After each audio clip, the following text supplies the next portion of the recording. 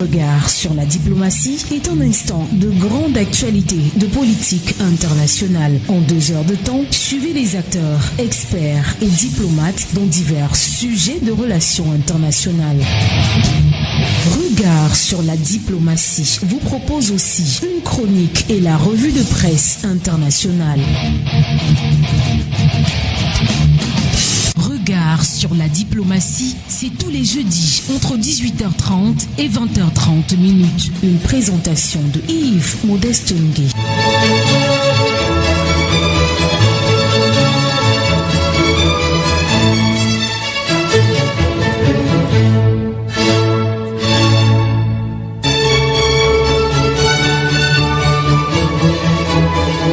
Dites à vos pays que le Cameroun souhaite nouer avec tous, sans réticence ni exclusive, des liens solides d'amitié et de confiance. Notre place nous attend. Il nous tarde de la rejoindre afin de prouver à tous ceux qui nous ont témoigné leur amitié que nos actes seront à la mesure de leur confiance. Nous saurons, dans l'enthousiasme, bâtir une nation dont nos enfants seront fiers et qui, dans le monde, marquera sa place sous le triple signe de notre devise nationale.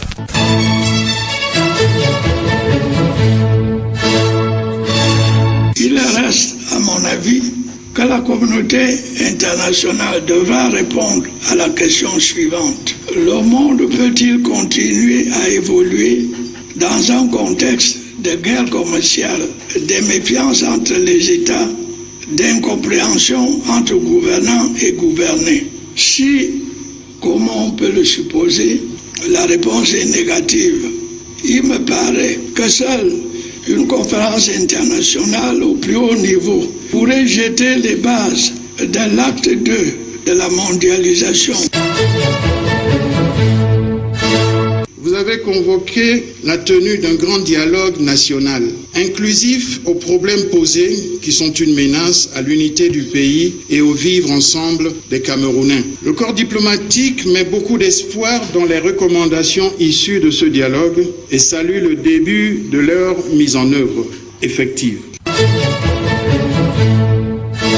Notre pays est une capitale de la diplomatie dans la sous-région de l'Afrique centrale. Le Cameroun bénéficie donc d'une bonne image de la confiance de ses partenaires, aussi bien bilatéraux que multilatéraux. Nous n'avons pas de coopération militaire avec le Cameroun, contrairement par exemple à ce que nous avons avec la RDC ou même avec le Gabon et la RCA. Dans le nord-ouest et le sud-ouest, nous sommes dans une crise qui est plus jeune. Donc nous avons proposé notre assistance en termes d'expérience, de vie et de coexistence des communautés.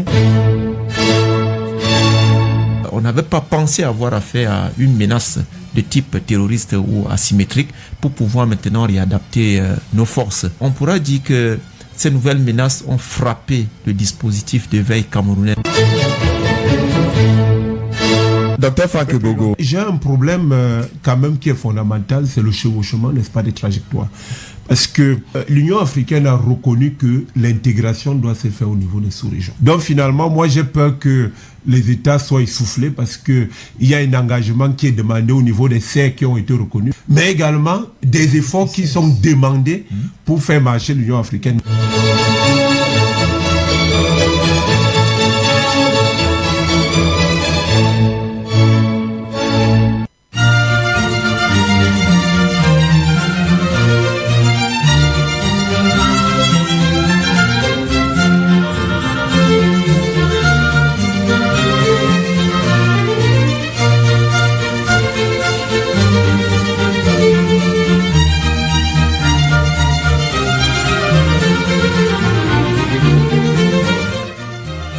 C'est un privilège de vous retrouver, mesdames, messieurs, après une petite absence liée à des raisons beaucoup plus techniques. Nous y sommes et votre fidélité nous honore, bien évidemment. C'est Regard sur la diplomatie et nous sommes ensemble jusqu'aux encablures de 20h30 heure de Yaoundé. Actualité oblige, nous parlons ce soir de la diplomatie, surtout de la pandémie du coronavirus et impact dans l'économie du Cameroun avec des projecteurs braqués sur le secteur privé au moment où le gouvernement vient d'alléger certaines restrictions arrêtées dans le cadre de la stratégie nationale de riposte. Nous examinerons aussi le combat africain face à la crise sanitaire mondiale. Regard sur la diplomatie est mise en onde par Ulrich Kemou qui assure également la vidéo caméra. Régie d'antenne Yannick Ngelewi, coordination éditoriale Carole Prudence Tientieux, coordination centrale Roger Kiek de Kiki, supervision générale Pasteur Emmanuel Noël Bissay. À la présentation, je suis Yves Modeste Ngué. Bonsoir à tous et bienvenue. Fondation Longue, Ayabassi.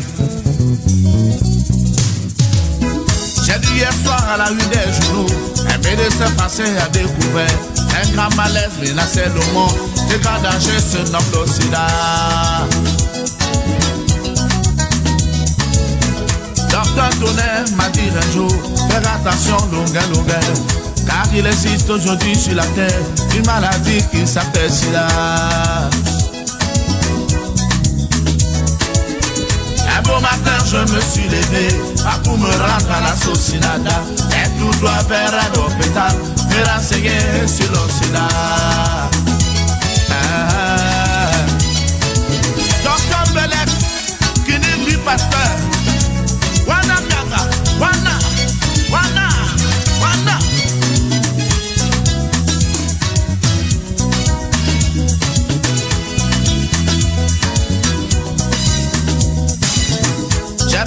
Des belles infirmières qui bavardaient avec des infirmiers, accompagnés de ce docteur qui rendait visite à ces malades. Voilà, docteur Batek, Moti Kanyabasi, Soumlavo. J'ai demandé pardon mon docteur, je m'excuse de vous déranger. Je veux savoir ce que c'est que le sida, le grand frérot dont on parle de temps. Il m'a dit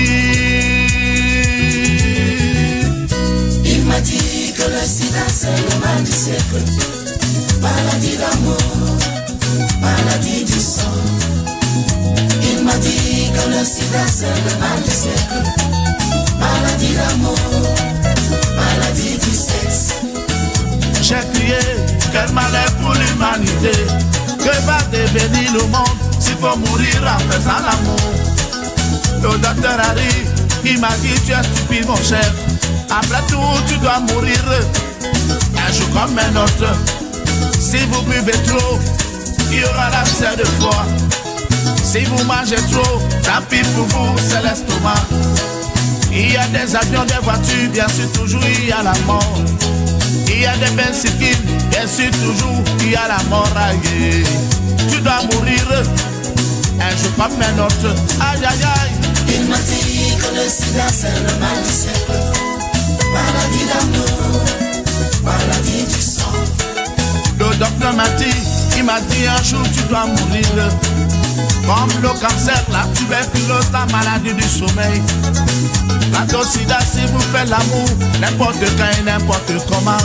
Ça te dit qu'on est l'hygiène, le sida viendra. Aïe aïe aïe. Il m'a dit que le sida c'est le mal du siècle. Maladie d'amour, maladie du sang. J'ai prié à mon Dieu que va devenir le monde taillé. Quant à moi, Longue, j'ai fait abandonner l'amour. Le docteur arrive, il m'a dit tu es vraiment stupide. S'il faut abandonner l'amour, pourquoi donc tu es né mon fils? Aïe aïe aïe, tu sais pas que tu dois... Merci pour cette musique de Longue. Bien évidemment, la dernière en date de ces maladies, c'est plus le sida, le coronavirus. On en parle dans quelques instants. Alors, le temps de recevoir l'intégralité de nos panélistes ce soir, nous voulons d'abord faire un coup d'œil à celui-là qui est avec nous et qui nous suit depuis l'Italie. Il est avec nous dans le cadre de ce programme ce soir. C'est bien Fabio Santoni. Il est à Rome, il nous suit et il est avec nous, consultant en développement d'affaires internationales. Bonsoir à vous, Fabio Santoni, vous êtes là. Bonsoir également à notre premier invité à arriver sur ce plateau, c'est Gilbert Eweme, il est directeur des opérations Startup Cap et consultant. Bonsoir Gilbert et bienvenue sur Royal FM. Bonsoir Yves et merci pour l'invitation. Alors c'est bien la première fois que vous arrivez ici, non? Oui, très bien. La première fois, je trouve merveilleux la radio Roi FM. Parlez dans le micro. Alors vous êtes la bienvenue. Vous pouvez un peu nous expliquer, directeur des opérations Startup Cap, il s'agit de quoi en quelques... Merci. En quelques minutes, Startup Cap, c'est une plateforme de financement innovatif. On parle de business angels, on parle de equity investors, on parle de venture capitalists et surtout on parle de crowdfunding. Startup Cap existe depuis 2 ans aujourd'hui et qui a été mis sur pied par un groupe de jeunes entrepreneurs pour accompagner les PME et les entrepreneurs au Cameroun et en Afrique. Alors, vous faites quoi concrètement ? Nous, on fait plus dans la mobilisation des ressources financières et l'accompagnement technique des entrepreneurs.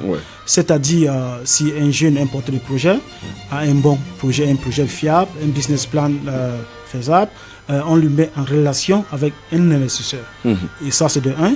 Et de 2, on accompagne effectivement dans le montage de business plan.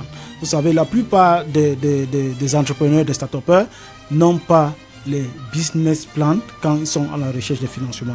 Donc on les aide à monter un business plan rentable pour qu'ils puissent mobiliser les financements à l'étranger, surtout à l'étranger. Et nous avons mis sur pied un Innovation Fund. Innovation Fund, c'est-à-dire focaliser plus sur les business angels. Au Cameroun, l'aspect business angel est encore très nouveau et nous sommes en train de mobiliser les Camerounais sur ce concept.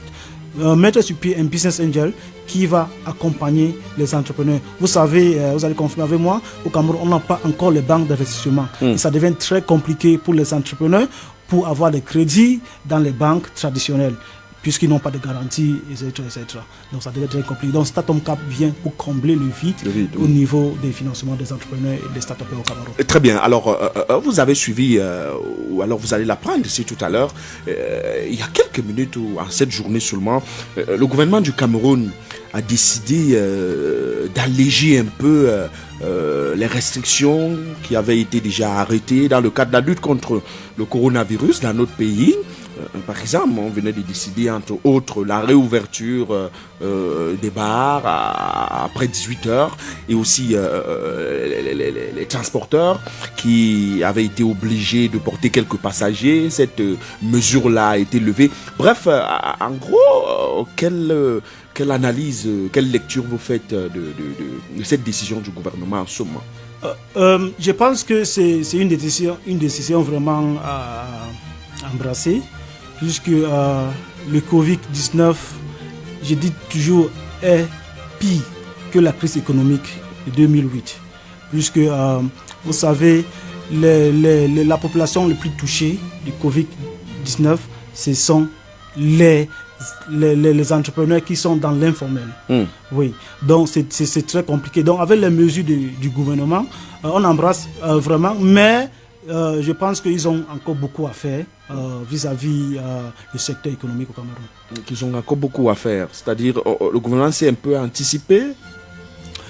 Non, je pense que, par exemple, comme je disais tantôt, le Covid, la crise Covid, la pandémie Covid, ça touche plus l'informel.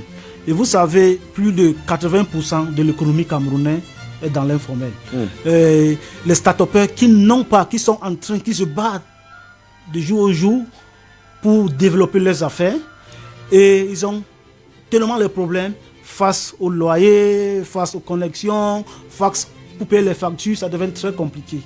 Et ailleurs, vous voyez ailleurs, l'État accompagne les entrepreneurs de la population. Mais au Cameroun encore, ça ne se passe pas. Donc je pense que l'État a encore beaucoup à faire, ce qui concerne l'économie actuelle au Cameroun. Alors, l'économie, on va en parler de fond en comble tout à l'heure. Revenons d'abord encore sur la manière dont les pays africains sont en train de s'opposer ou alors de faire face à cette pandémie mondiale qui est le Covid-19. Et comment vous évaluez ce qui est fait ici et ailleurs dans les pays africains? Bon, j'aurais dit pour faire une évaluation, je pense qu'il y a quand même les pays très avancés qui touchent vraiment la population. Je prends le modèle comme au Ghana, comme au Sénégal, comme à Côte d'Ivoire. Les mesures sont vraiment concrètes et ça affecte toute la population. Mais par contre, au Cameroun, il y a les secteurs vraiment qui sont beaucoup touchés au Cameroun. Vous voyez les secteurs comme les hôtels, les bars, les snacks sont vraiment touchés. Et au Ghana, par exemple, au Kenya, il y a les mesures très très concrètes qui accompagnent les acteurs dans le secteur économique. Vous voyez par exemple au Kenya, il y a les loyers. Le gouvernement paie les loyers pour certaines populations qui sont défavorisées. Au Rwanda, la même chose. Il y a les nourritures, les sacs de nourriture que le président, le gouvernement donne aux populations. Mais au Cameroun, c'est encore très.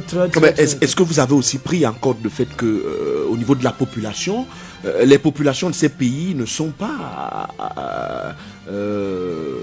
à comparer avec celles du Cameroun? Pourquoi? Est-ce que vous pouvez le faire au niveau de l'âge de la population? Est-ce que nous sommes à équivalence? Non, quand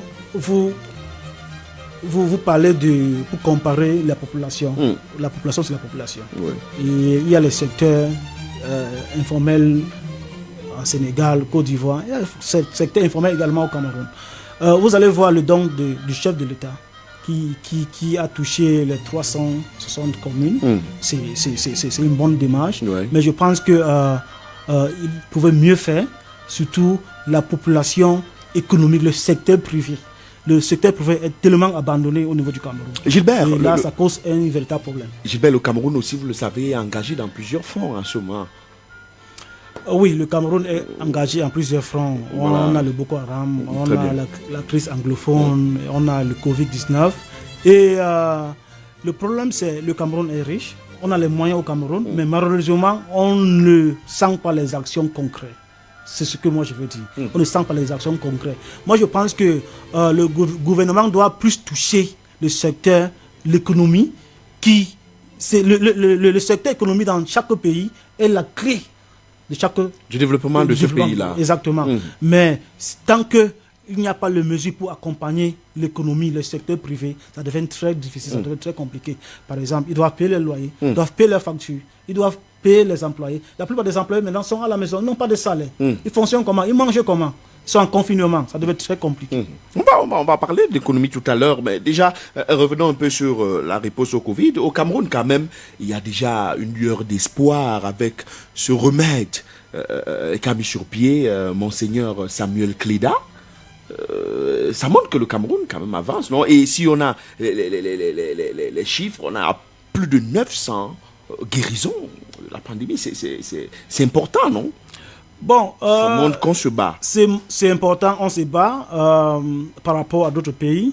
Et les remèdes de Monseigneur Cléda viennent ajouter vraiment un plus. Mais il faut que l'État camerounais reconnaisse les remèdes et je pense que ça peut aider vraiment la population vis-à-vis le traitement du Covid-19. Que le gouvernement essaye de s'y pencher et de le valoriser. On l'a vu à Madagascar. Oui, le ministre de la Santé publique même a eu une discussion avec certaines autorités du Madagascar pour voir comment donner un coup de main aux Camerounais. Mais je pense qu'on a déjà quand même un échantillon au Cameroun. Et il faut vraiment que l'État, le gouvernement teste, voir et pour voir concrètement si ça marche. Et je pense que ça va vraiment sauver des vies. Ça va sauver des vies. Alors, on parle de Madagascar tout à l'heure. C'est vrai, le médicament a été même présenté par le chef de l'État. Il est consommé. C'est vrai que l'OMS a émis des doutes à ce niveau, prétextant que rien ne rassure que ce médicament-là a guéri des malades ou alors qu'il est efficace. Mais on voit... C'est qu'il y a aussi une polémique dans ce pays au niveau de deux institutions, de l'académie d'une part et aussi l'institut qui a mis sur pied le médicament. La polémique, est-ce que le médicament est bon ou pas? Mais le médicament, il est là, on le voit et il est consommé.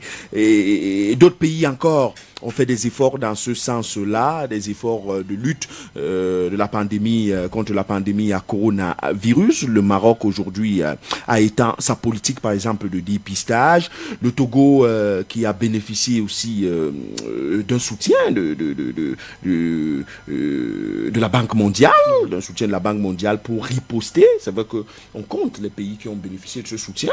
On compte des pays là et il y en a aussi l'Algérie. Si on prend le cas de l'Algérie par exemple, l'Algérie a même été félicitée par l'Organisation des Nations Unies pour sa stratégie de riposte. On a vu la fabrication là-bas dans ce pays de la chloroquine, la fabrication aussi de la zithromycine ou même des gants, des masques respirateurs.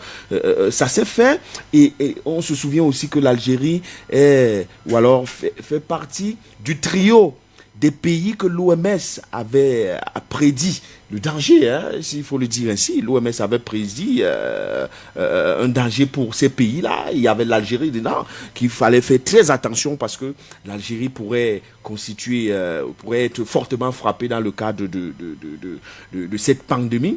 Mais on a vu, si on fait le parallèle avec le Cameroun, il y a quelques jours seulement, l'Algérie a essayé de revoir les mesures ou alors d'alléger les mesures et pour avoir fait cela, hier, pour la seule journée d'hier, il y a eu un fort taux, je le dis comme ça, une augmentation encore du cas de contamination à la pandémie. Alors que c'était déjà comme maîtrisé, mais parce qu'on a essayé de rouvrir un peu, on ne prédit pas, on ne voudrait pas que ça arrive au Cameroun, mais est-ce que ce n'est pas un risque parce que l'Algérie l'a fait, mais on a vu quand même qu'il y a encore la menace qui pèse là. Est-ce que vous ne voyez pas un certain danger dans ce sens-là? Bon, c'est vrai, il y a un fort danger, mais je pense que chaque pays vit selon son contexte. Voilà. Et, on ne peut pas comparer la riposte en Algérie comme au Cameroun, par exemple. On a les mesures différentes, mais on lutte pour un but. Et je pense que vous avez parlé de l'OMS. L'OMS, disons, les bus pour les docteurs, pour les médecins, ça devait plus nous aider. Ouais. Mais moi, personnellement, je ne vois pas vraiment à quoi va servir les Prado, 14 Prado, comme un soutien de l'OMS à l'État camerounais. Donc, je pense que l'OMS peut mieux faire vis-à-vis la situation du Covid-19 au Cameroun. Alors, on reste en Algérie pour dire que, on n'avait pas terminé de le dire d'ailleurs, 1650 cas, personnes ont été traitées du Covid-19, 444 décès, c'est vrai que le pays quand même en a payé un lourd tribut, mais à ce jour, 3848 cas de contamination a été enregistrée là-bas et il faut préciser que les frontières terrestres, maritimes, aériennes sont toujours fermées. Voilà quand même et le pays quand même a pu éviter des milliers de contaminations pour avoir pris des restrictions dont on a évoqué il y a un temps.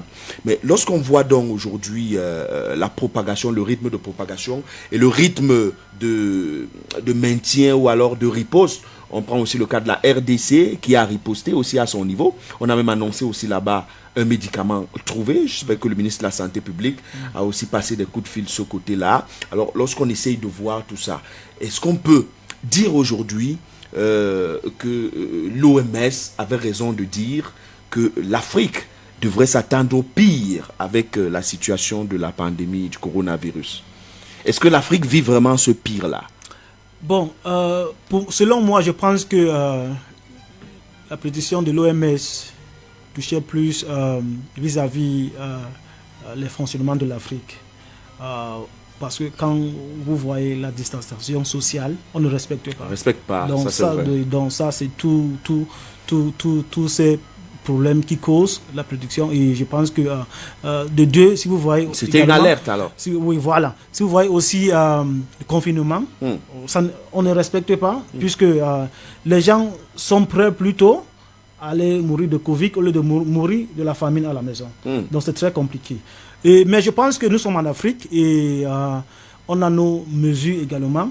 Et depuis depuis Covid, vous voyez que l'Europe est plus touchée qu'en Afrique. Mais je pense que la prédiction de l'OMS ne va pas nous toucher, puisqu'il y a les pays africains qui se battent pour chercher les solutions du Covid 2019, plus qu'en Europe même. Et vous voyez avec les remèdes de Monseigneur Preda, ce sont les aides traditionnelles. Produits naturels. Produits naturels. Et pourtant en Europe, nous, on n'a pas ça. Il n'y a pas. Donc je pense que toutes les mesures, les recherches traditionnelles ici en Afrique, je pense que c'est ça qui va nous sauver plus. Mais je ne vois pas la prédiction de l'OMS qui va vraiment nous toucher. La seule chose au Cameroun et en Afrique, c'est les moyens. Les deux choses. Première chose, comme je disais tantôt, les gens ne respectent pas les actions sociales et le confinement parce que les gens n'ont pas de quoi manger. Alors peut-être avant de faire un clin d'œil à nos annonceurs, je voudrais vous demander, est-ce que vous pensez aujourd'hui que les Africains peuvent quand même s'entendre au niveau de la riposte anti-corona pour qu'au moins s'il y a déjà un médicament vulgarisé, qu'il soit disponible pour tous les Africains? Vous y croyez? Oui, c'est possible. Je pense que déjà nous avons la solidarité africaine. Et elle existe? Oui, vous la voyez? Elle existe, même pas dans tous les cas, elle existe. Juste le fait que le ministre de la Santé publique a demandé, a rencontré les responsables en Madagascar, c'est déjà un plus. C'est pour vous dire qu'il y a la solidarité africaine. Et de deux, ça fait pas 2 jours, j'ai suivi, il y a l'écrivain Wallen Soyinka avec certains intellectuels en Afrique. Ils ont fait une lettre au gouvernement africain. Et je pense qu'il y a tellement les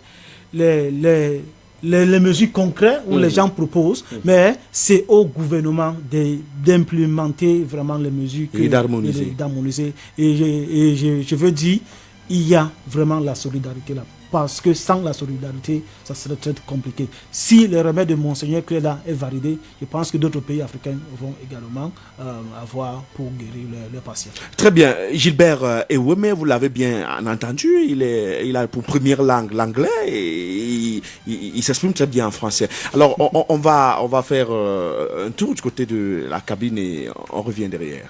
Ces conseils vous sont offerts par l'Union camerounaise de brasserie.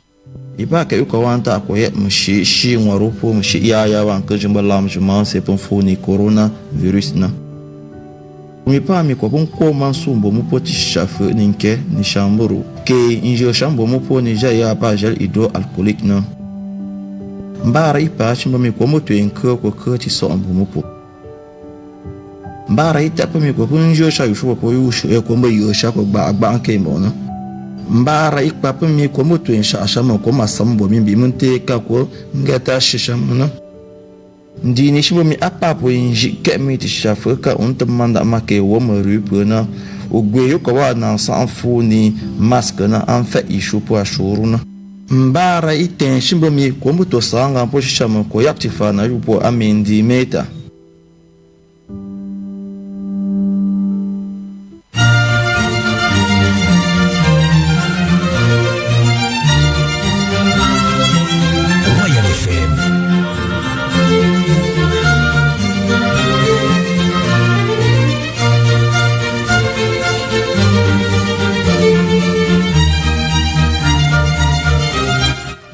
Retour sur ce plateau de regard sur la diplomatie. Je dis que si vous avez des SMS à écrire, vous le faites au 6 55 54 34 57, 6 55 54 34 57, 6 71 15 73 21, 6 71 15 73 21. Alors, Gilbert Eweme, je vais vous demander comment se porte le secteur privé camerounais en ce contexte, en ce moment de contexte de Covid-19. Le secteur privé, je vais parler de 3 catégories de secteur privé. L'informel, les start-upers et les PME. Et les PME et les start-upers sont plus touchés. le secteur informel se bat au moins. Il y a les Bayam Selam, il y a les call-boxers, ils sont là. Et malgré que tout se ferme à 18h, mais ils se battent quand même. Mais les PME sont les plus touchés parce que la plupart de leurs activités ne fonctionnent pas. Les employés sont à la maison et c'est très difficile. Ils n'arrivent pas à payer les loyers, ils n'arrivent pas à payer les factures, ils n'arrivent pas à payer. Est-ce que ça n'existait pas déjà avant le corona? Donc, ça existait, mais vous voyez déjà, prenez les secteurs qui sont dans l'événementiel. Il n'y a plus les événements au Cameroun et en Afrique dans le monde. Donc, les secteurs sont plus touchés. Les hôtels ne fonctionnent plus parce que le secteur du tourisme est tellement affecté. Donc, ça devient très compliqué. Donc, le secteur privé au Cameroun passe un temps très difficile, mais il y en a quand même certains secteurs qui sont dans la transformation, l'agriculture et autres, qui se battent, mais le secteur du service est le plus touché par rapport aux autres secteurs. Et je me dis, c'est à l'État, au gouvernement, de donner un coup de main à ces personnes, à le secteur qui sont plus touchés. Vous voyez, je venais de dire tantôt, les start-upers qui se battent pour mettre les services, les produits au marché. Et c'est compliqué pour eux. C'est très compliqué. Je pense que la majorité se bat de jour au jour pour mettre même la nourriture sur la table, pour nourrir les enfants, ceux qui sont... c'est très compliqué. Et il n'y a pas encore une mesure concrète. Vous savez, il y a le JICAM, il y a le ICAM qui ont donné certaines mesures, mais je pense que ces mesures ne sont pas encore vraiment prises par l'État pour voir comment soutenir le secteur privé au Cameroun. Alors, il nous appelle, Fabio Santoni, il est là. Bonsoir Fabio Santoni, bienvenue sur Regard sur la diplomatie. Bonsoir à toi, bonsoir à tous les écouteurs.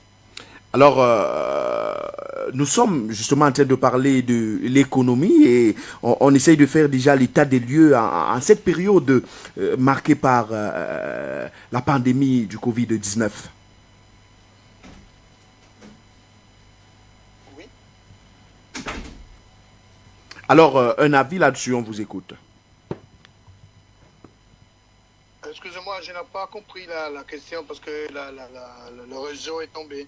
Très bien. Alors, on va vous reprendre la question. On fait là l'état des lieux. On fait là l'état des lieux aujourd'hui du secteur privé depuis l'apparition de la maladie ou de la pandémie du Covid-19. Oui, bien sûr. Ce qui est arrivé, c'est bien sûr une grande crise au niveau du secteur privé, parce que c'est le premier secteur qui souffre inévitablement sur la question et de toutes les mesures qu'on a été prises pour combattre contre ce virus qui a affecté tout le monde. J'ai bien écouté notre ami là qui a bien exposé certaines choses qui sont passées au Cameroun. Et je me rends compte que les soutiens que le gouvernement doit donner au domaine du secteur privé est important. Mais j'aime bien rappeler que ce qui s'est passé maintenant, c'est une chose qui est passée partout dans le monde. Donc, la crise n'est pas une crise locale. Donc, la crise des affaires n'est pas une crise des affaires locales, mais c'est une crise généralisée. Et tous les États du monde sont en train de mettre sur pied des mesures pour répartir, donc donner à les entreprises, aux entrepreneurs la possibilité et la chance de reprendre l'activité dans des conditions qui on peut définir comme normales. Ça, ce n'est pas facile en Europe, ça n'est pas facile aux États-Unis, encore plus, n'est pas facile là où les économies sont fragiles et, comme on était bien dit, populées par un secteur informel qui est déjà souffrant normalement par des choses qui arrivent partout dans plusieurs directions. Donc, à mon avis, au Cameroun en particulier, il faut maintenant se rappeler que l'État qui accompagne la reprise est obligé et conservé dans la phase de planification, de plans qui permettent aux entreprises, aux entrepreneurs de repartir. C'est vrai, je termine cette première intervention, c'est vrai qu'il y a un gros problème. 92% des entreprises ont déclaré à un sondage de JICAM d'être affectées des problèmes. 52%, c'est le pourcentage des entreprises qui ont déclaré d'avoir reçu un impact très, très négatif. Et je peux vous rassurer que ces problèmes sont les mêmes qu'il y a partout, même en Italie. Alors, Fabio Santoni, vous restez en ligne. Hein, et Gilbert, oui. Comment vous vivez la situation actuellement? Comment vous, les entreprises, vous faites quand même pour vous en sortir? Bon, je peux dire au départ, pour les premières mesures, j'ai fait pratiquement un mois en confinement. Et c'est la semaine passée que j'ai commencé le boulot. Parce que rester un mois à la maison, sans travailler, sans financement, ça devient très compliqué. Ouais. Voilà. Et les chefs de famille, c'est très difficile pour eux. Et donc, je pense qu'il y a quand même certains chefs d'entreprise qui se battent juste pour payer les factures. Parce que l'économie, franchement, l'économie ne bouge pas partout dans le monde. Moi, par exemple, je suis un consultant international et j'ai fait le voyage de gauche à droite. Mais depuis janvier, je suis pratiquement en chômage, par exemple. Et moi, avec mon équipe, il y a des fois, on se retrouve, on fait un brainstorming sur les projets, on fait un brainstorming sur le travail. Et c'est compliqué. Par exemple, on a un grand partenaire qui doit financer les entrepreneurs au Cameroun, en Malaisie. Et par rapport au Covid, tout ne peut pas aller bien parce que les frontières sont barrées de gauche à droite. Donc, le secteur privé, les chefs d'entreprise sont vraiment touchés. Parce que, comme disait Fabio, c'est le monde qui est vraiment touché, ce n'est pas seulement le Cameroun. Alors, le monde est touché, le secteur également d'activité, il est touché, mais à quoi s'exposent déjà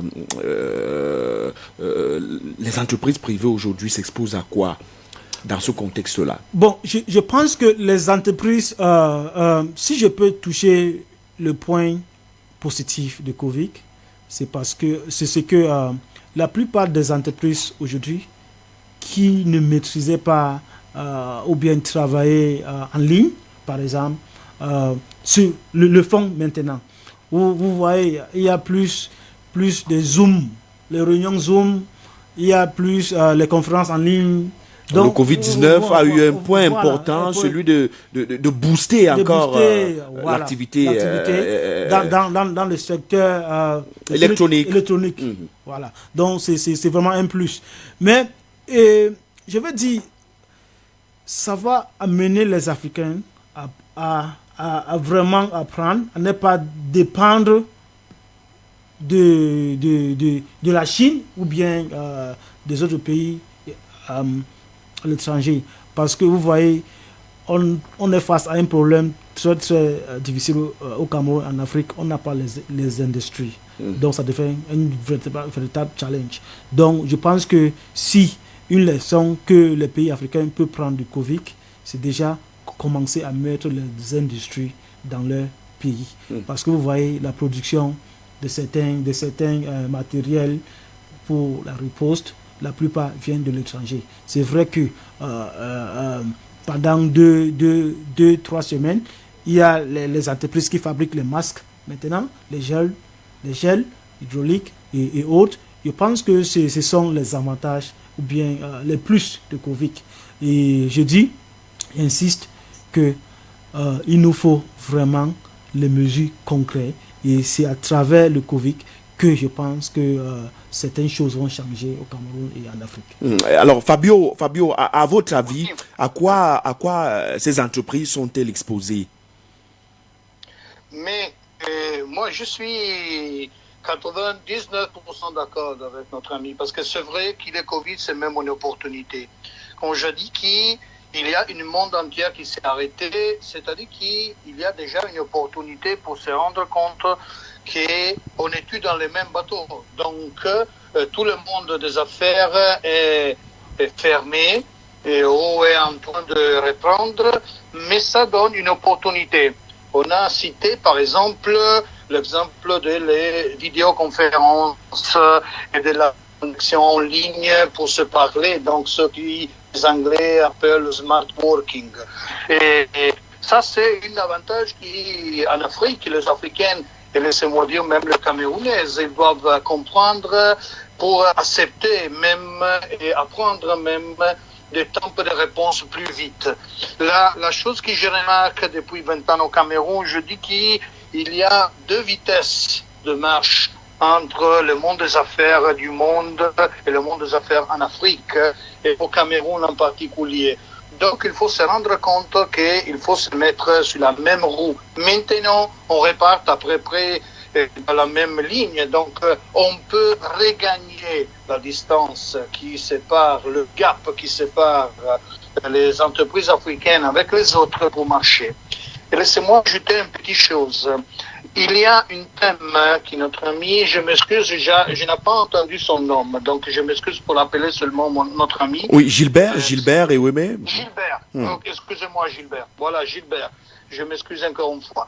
Gilbert a bien noté au début de l'émission, ce qui se concerne la formation des entrepreneurs. Le grand problème des entreprises et des entrepreneurs au Cameroun, c'est la formation. C'est-à-dire que la plupart ne sont pas engagés dans la maîtrise de leur domaine. Et je dis la plupart, donc je ne dis pas tous, je ne dis pas cette entreprise, ce monsieur, ainsi qu'une autre. Je parle en général. Mais s'il y a un taux de mortalité des entreprises qui arrive à peu près aux 80% chaque année, c'est-à-dire qu'il n'y a pas des entrepreneurs qui sont formés. Il n'y a pas des entrepreneurs qui sont capables de faire de la planification. Il n'y a pas des entrepreneurs qui connaissent la valeur du business plan. Et notre ami, il a dit trop bien au début, parce qu'il faut faire ça. Et laisse-moi remarquer, il faut s'arrêter de demander que l'État accompagne l'entreprise privée. Ce n'est pas le cas du Covid, bien sûr, parce qu'il y a une conjoncture internationale et une catastrophe nationale qui nécessite l'intervention d'un État. Mais normalement, le domaine privé, c'est une domaine des affaires. Et l'État ne doit pas faire l'entrepreneur. L'État a des autres rôles à respecter. Ce sont les entrepreneurs. Alors, il faut reprendre dans la mentalité des entrepreneurs camerounaises la capacité de se rendre compte qu'il faut se former, il faut planifier, il faut faire de business plan, il faut demander des financements, même à les banques, avec un business plan rentable. Parce qu'il y a toujours ce problème. Le financement n'arrive pas parce qu'il n'y a pas un business plan qui est crédible, qui est rentable, qui est suffisant pour démontrer que je te donne une franc et tu me redonnes arrière le franc que je t'ai donné plus intérêt. Alors, donc, Fabio oui, excusez-moi, oui.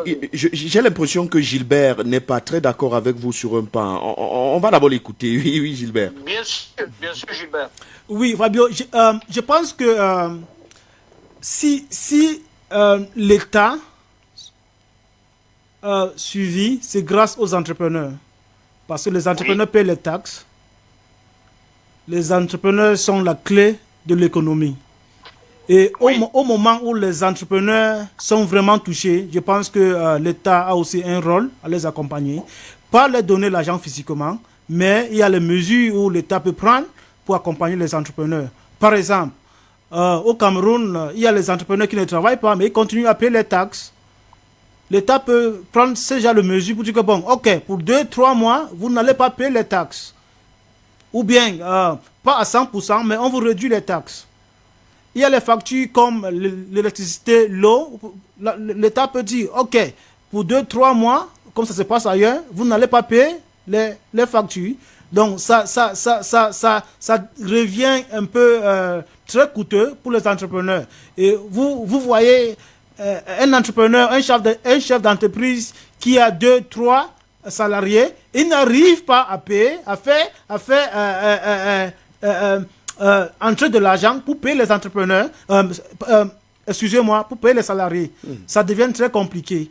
Et si c'est les salariés qui sont les chefs de famille, ils n'auront pas de quoi nourrir leur famille parce que il n'y a pas, l'entreprise ne fonctionne pas normalement. Vous savez, en Europe et au Cameroun et en Afrique, c'est deux choses différentes. Les entreprises n'ont pas les mêmes visions, n'ont pas les mêmes problèmes et autres. Donc je pense que l'État, à l'heure actuelle, doit beaucoup soutenir les entrepreneurs. Oui, Fabio, reprenez la parole.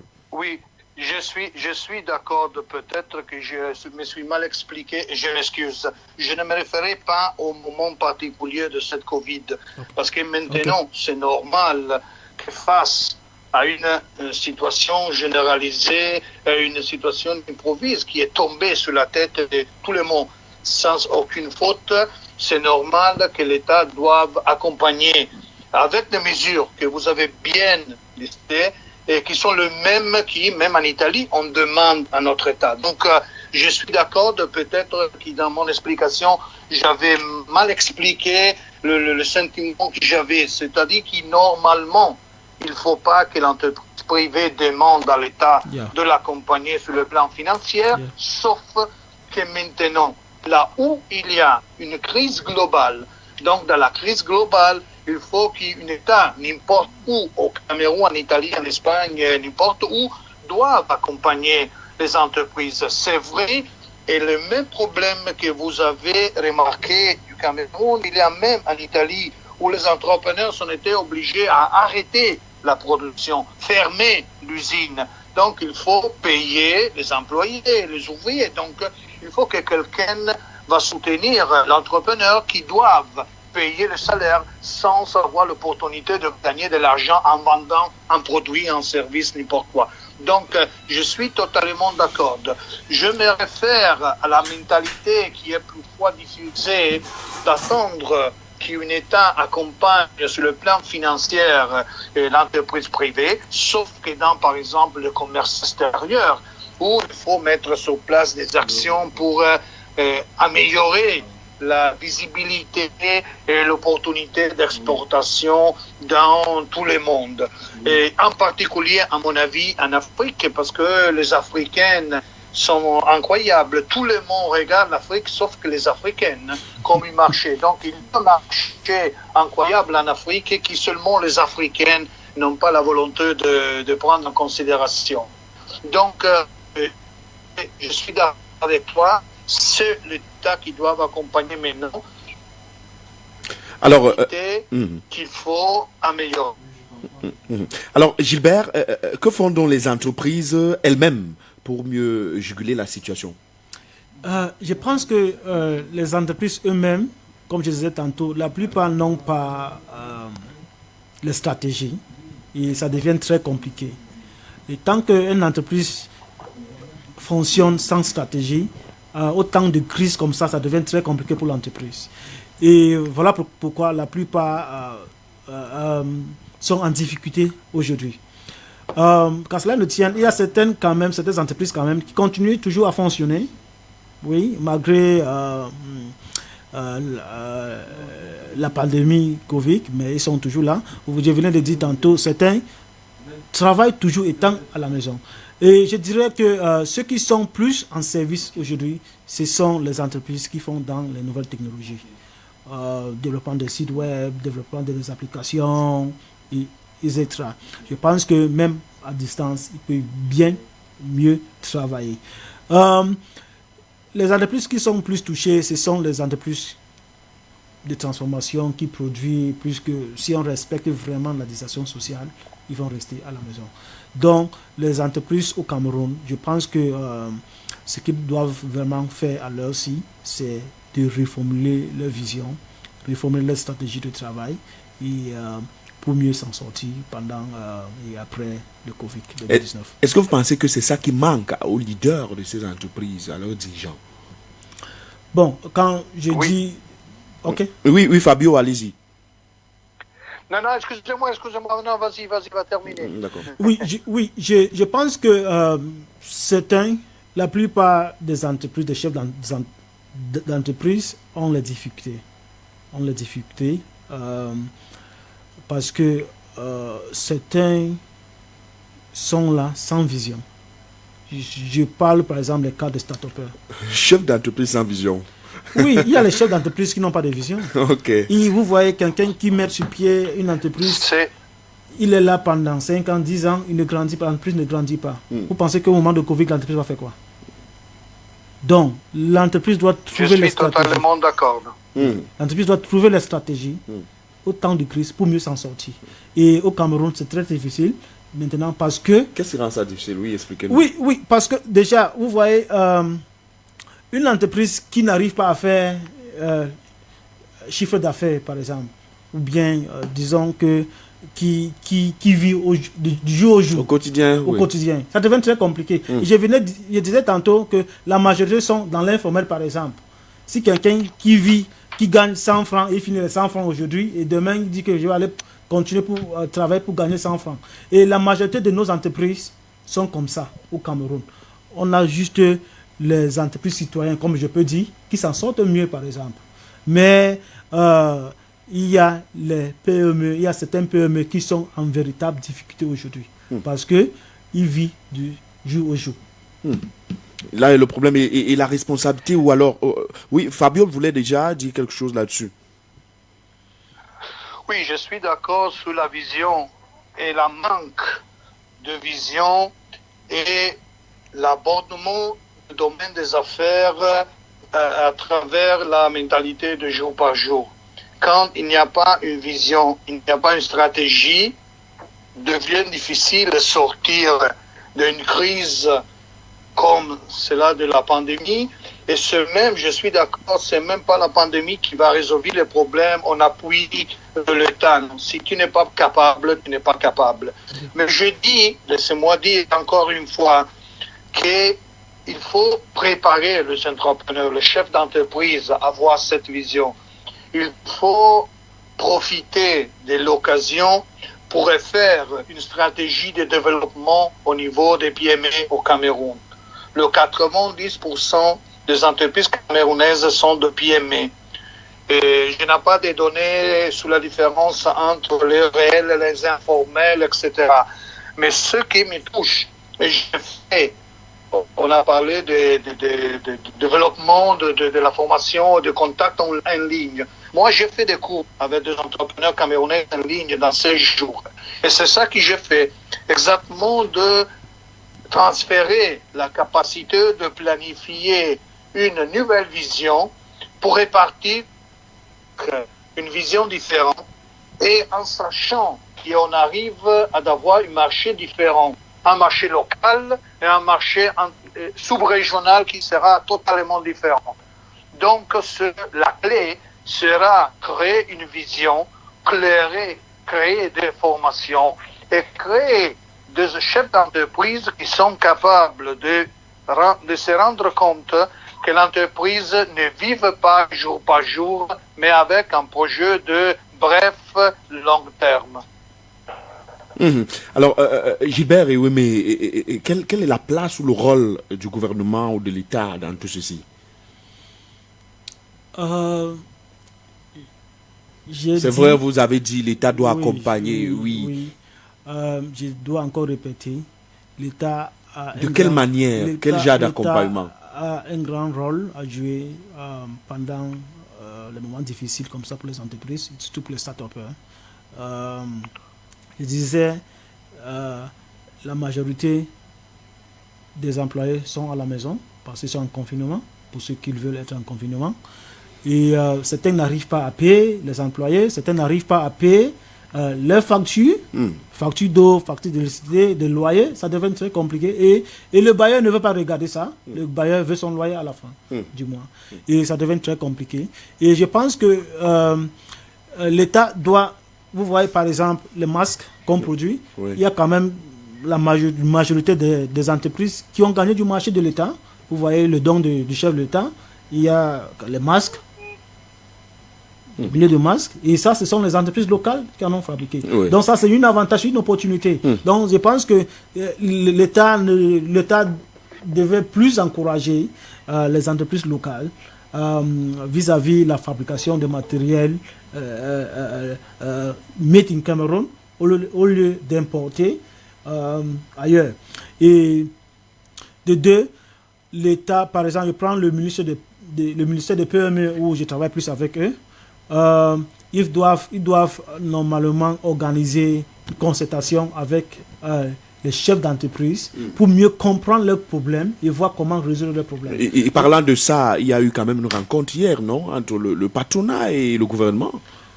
Est-ce que ce genre d'action-là, c'est le genre que vous préconisez? Bon, moi je pense que ce genre d'action est la bienvenue, mais il faut multiplier les actions. Parce que on a le patronat, on a ICAM, on a l'association des entrepreneurs du Cameroun où je suis vice-président chargé de projet. Et on a toutes des catégories différentes. Je pense que l'État doit multiplier ce genre de rencontres pour mieux comprendre les problèmes réels des entreprises au Cameroun à l'heure actuelle. Je pense que les défis ne peuvent pas être les mêmes. Voilà, donc c'est mieux de réunir les différents secteurs pour mieux comprendre les problèmes, et c'est là où l'État pourrait mieux dire que bon, voir les mesures pour accompagner les entreprises au Cameroun. Alors Fabio, est-ce que vous voyez encore un levier ou un aspect dans lequel l'État pourrait intervenir? Moi, je suis d'accord avec les mesures qui ont été listées, parce que c'est vrai, il faut soutenir celui et tout le monde qui est resté en confinement et donc n'a pas travaillé, donc il n'a pas l'argent pour faire certaines choses. Et c'est vrai même que la fabrication de gel hydroalcoolique, la fabrication de masques, ce sont des mesures d'urgence pour faire face à le problème du Covid. Mais comme j'ai dit, c'est un moment où on peut vraiment planifier le développement d'un pays et d'un domaine d'activité comme le PME qui est portant sur le plan de vie financière, qui est portant sur le plan de vie sociale, qui est portant sur le plan de vue du développement économique et social. Donc c'est important de comprendre que la mentalité, la philosophie de changement doivent être bien fixées dans la tête de chefs d'entreprise, dans la tête du gouvernement et dans la tête même de grands patronats qu'ils ont promis des actions qui jusque maintenant je n'ai pas vu effectivement réalisées. Alors il y a de grandes déclarations. Il y a toujours quelqu'un qui remarque qu'il y a du monde qui ne peut pas travailler, qu'il y a des problèmes face à la crise du Covid, mais les actions concrètes n'arrivent pas. Alors, c'est la sollicitation en général. J'ai lu une interview au ministre Motazé qui a dit qu'il faut réviser la façon de financer les entreprises parce que les mesures qui sont été mises en place n'ont pas donné de grands résultats, donc il faut le réviser. Alors, c'est l'occasion maintenant pour reprendre et pour replanifier des actions et le mettre sur place. Il faut le faire vitement, parce que le Covid, c'est pas heureusement éternel, et donc il faut être prêt à le restart qu'il faut mettre sur place. Très bien. Alors, pour ceux qui essayent de nous joindre, ne bipez pas, on ne bipe pas à la radio, on vous recommunique les contacts 6 55 54 34 57, 6 55 54 34 57, 6 71 15 73 21. 671 15 73 21. Vous pouvez appeler ou envoyer votre SMS tout simplement. Alors Fabio, on revient à vous. Quelle pourrait être la contribution des partenaires étrangers? Moi, je pense que la contribution de partenaires étrangers peut arriver avec la planification et la formation de ce chef d'entreprise.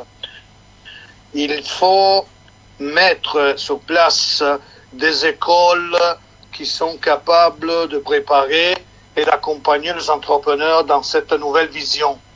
Il faut convaincre les entrepreneurs qu'il faut connaître la capacité de planification. Et j'aime dire qu'être entrepreneur signifie réaliser un projet de vie.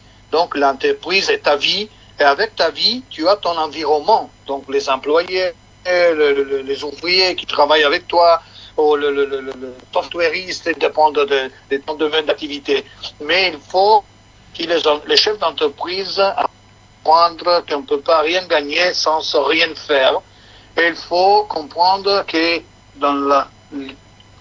dans l'idée d'être chef d'entreprise, il faut planifier des activités qui peuvent devenir effectivement rentables et éliminer cette taxe de morte des entreprises chaque année. Alors, une nouvelle mentalité, une nouvelle approche qui les étrangers qui ne doivent pas investir doivent transférer know-how et compétences. Alors, peuvent donner Fabio, aux Camerounais. Oui? Fabio, donnez-nous quelques minutes, on revient à vous. Oui. Hein. Okay. Oui, allô, fidèle auditeur, bonsoir. Oui, bonsoir. Oui, on vous écoute. Oui, c'est Gabriel. Je viens de suivre l'examen ce soir le chef de l'État. Oui. Je ne retrouve pas des entreprises parmi. Hein. Il n'y a que ceux qui paient l'impôt libératoire comme les musulmans et les taxemans. Et vous voulez dire quoi concrètement? Donc, ces mesures sont insuffisantes. Ça ne nous aide pas dans notre émission, non? C'est ça? Alors, Fabio, reprenez la parole. Hein. Oui. Je ne sais pas parce que je n'ai rien compris de la question. Donc, ce n'était pas une question. L'auditeur se préoccupait beaucoup plus des décisions de ce soir du gouvernement au sujet du début, on va le dire, entre guillemets, du déconfinement. Et il avait des inquiétudes à ce niveau-là. Allez-y, Fabio. Oui, mais le confinement donne des inquiétudes à tout le monde parce que ça empêche à vous aussi exactement de conduire une vie normale. Problème d'inquiétude. Très bien. Et surtout, il faut comprendre que le confinement maintenant se propague dans la plupart de la population. Donc il faut avoir un peu de patience et recalculer notre habitude quotidienne. Et dans cette recalculation de cette habitude quotidienne, c'est là le marché, donc les entrepreneurs, donc les entreprises, donc la vie doivent faire une reconsidération de cette nouvelle approche. On a dit du numérique, on a dit du service, on a dit que les entreprises de fabrication, donc la manufacture, a eu de grands problèmes. Mais Gabriel a cité au début même le domaine de l'hôtellerie, par exemple, non, qui a eu une coupe terrible.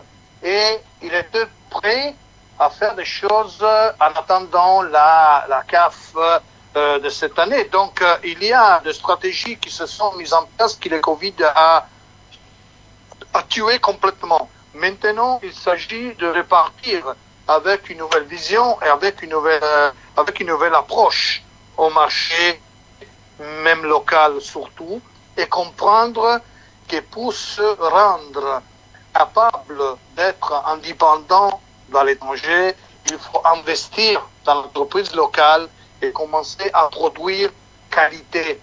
Parce que produire sans la qualité n'importe quoi n'a pas de valeur. Et après un jour, 2 jours, tout arrête de produire parce que tu n'as pas un marché. Et les étrangers qui entrent auront toujours l'opportunité de vendre parce que la production locale n'est pas capable de la remplacer. Alors, mentalité, vision, qualité sur un marché qui est déjà très intéressant. Très bien. Et tout à l'heure, on parlait de la contribution des partenaires étrangers. Vous n'aviez pas fini à ce niveau. La contribution, je n'aime pas, vous me connaissez bien parler d'argent. La contribution, c'est la formation, c'est le transfert de know-how, c'est le transfert de savoir-faire. C'est ça la contribution. Alors, vous le partagez, Gilbert? Oui, je suis tout à fait d'accord avec Fabio. Je pense que après Covid, l'Afrique doit se réveiller. On ne doit pas toujours attendre la contribution de l'étranger. Ce que je voudrais ajouter, il a même dit, l'Afrique a plus besoin de transfert de technologie. Oui, avec ça, je pense qu'on va mieux se développer. On ne doit pas attendre que l'Union européenne vienne nous donner ça, le FMI vient nous donner. Non, c'est très compliqué en Afrique et ça, c'est ça qui nous renforce. Donc, l'Afrique doit se réveiller. On doit commencer nous-mêmes d'abord à nous aider avant de dire que bon, in English we say, for example, some of us in the private sector, we need partnership, we don't need grants. Partenariat. Oui, on n'a pas besoin de dons. L'Afrique n'a pas besoin de dons. Oui. Si je prends le mot du président du Rwanda, il dit comment un papier que nous-mêmes on peut fabriquer, on attend que certains doivent fabriquer et viennent nous donner pour qu'on paye avec les intérêts. C'est pas de l'argent. Donc c'est très compliqué. En Afrique, l'Afrique doit se réveiller après Covid. Si nous-mêmes, on n'arrive pas à prendre les choses en main, l'Afrique peut mieux aider même l'Europe à l'étranger. On ne doit pas toujours attendre que l'étranger vienne nous accompagner, vienne nous aider dans les situations comme Covid. Alors Fabio, avec tout ceci, on a essayé de parler des entreprises locales, mais est-ce que l'impact ou même aujourd'hui les conséquences sont pareilles avec les multinationales? Ah oui, bien sûr. Le confinement, comme on a dit avant, c'est un confinement généralisé dans tout le monde. Donc la consommation de produits et de services est incroyablement tombée partout. Donc même la multinationale va souffrir de ça. Qu'est-ce qu'il y a de différence entre une PME et une multinationale? Que la multinationale, pendant sa période, a déjà commencé à reformuler son business plan. Il a déjà commencé à refaire son plan d'action pour être prêt à ce qui arrive après un certain événement. Et ça, c'est pas une caractéristique qui seulement la multinationale peut avoir. Mais n'importe quel genre de business peut avoir le même résultat. Quand tu es fermé, quand tu es arrêté dans un confinement et donc tu ne peux pas travailler, il faut employer du temps pour rejoindre ta ambition, ton plan d'action, ton plan d'action. Alors, la multinationale va souffrir.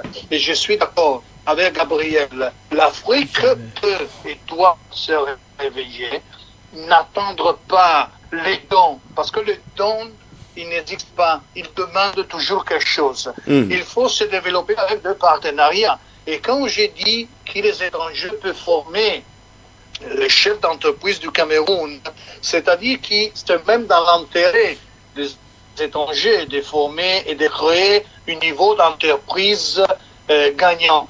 Parce que ce sont les partenaires.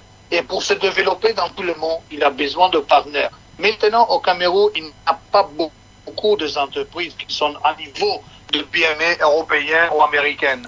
Donc, c'est nécessaire de créer ce niveau d'entreprise pour créer de vrais partnerships.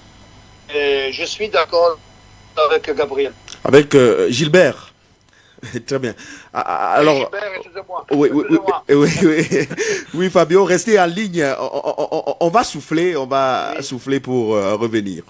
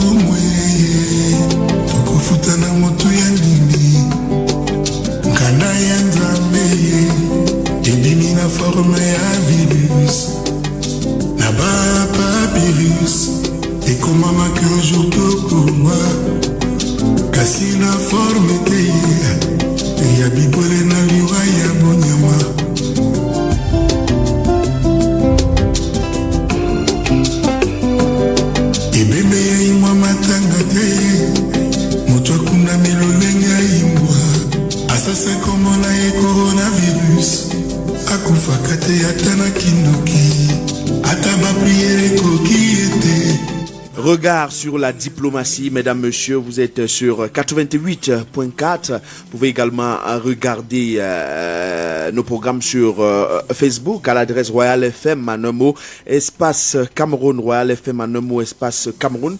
On parle de Covid-19 et l'après-Covid-19, bien évidemment, l'impact au niveau de l'économie nationale, surtout le secteur privé. Alors, Gilbert, quelles sont les conséquences de tout ce que vous vivez aujourd'hui sur l'économie nationale?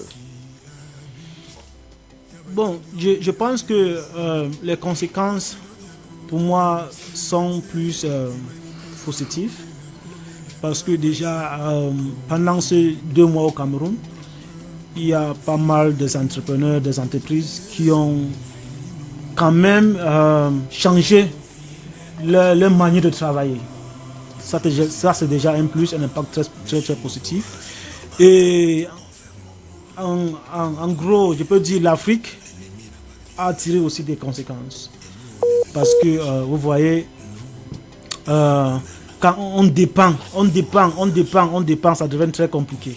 Donc je pense que il faut, les pays, certains pays ont déjà compris qu'il y a les mesures vraiment qu'ils doivent mettre sur pied pour atteindre ce genre de pandémie. Vous voyez, par exemple, je prends le cas toujours de la crise économique de 2008, où ça a créé les dégâts et avec l'arrivée du Covid, ça a été encore très pire. Je pense que si il y aura encore une pandémie demain, je pense que les gouvernements vont mieux gérer la pandémie qu'aujourd'hui. Parce que seront armés, on peut le prédire. Alors, est-ce que vous pensez pareil au niveau de l'impact au niveau de l'économie camerounaise, Fabio? Ça c'est normal parce que l'impact sera important, sera lourd. Et beaucoup des activités qui ne sont pas en marche vont créer des problèmes, des impacts sur l'économie. Ça c'est un effet qu'on ne peut pas éviter, qui sera lourde au Cameroun comme en Italie et comme dans le reste du monde, et qui sera surtout un signal qui mettra sur la vie le domaine et le secteur de l'économie qui sont les plus faibles. Alors c'est encore une fois une occasion pour vérifier l'état du domaine de l'économie, quels sont les domaines qui sont plus faibles, quels sont les domaines qui nécessitent de plus de renforcement. Oui. Et l'hôtellerie en particulier, je me réfère par exemple, c'est un domaine qui était en pleine cours pour profiter et pour donner des services à l'occasion de la CAF 2020 et la Cannes 2021. Donc, il faut le soutenir maintenant, parce que sinon, on aura encore une fois le risque que le domaine ne sera pas prêt lors de l'arrivée de cet événement. Alors, il y a des domaines importants maintenant qui sont la base. En plus, il faut vérifier comment améliorer la production et la transformation locale. Parce que c'est important de se rappeler que l'économie numérique, qui est l'économie la plus moderne maintenant, c'est un rêve important et intéressant pour un pays comme le Cameroun. Mais s'il n'y a pas la base, c'est-à-dire les infrastructures et la production locale, c'est difficile de développer certaines économies numériques sans la base. La base du quotidien, c'est toujours la manufacture et la production et transformation locale. Ça donnera des avantages en termes fiscaux à l'État et à l'économie et à la...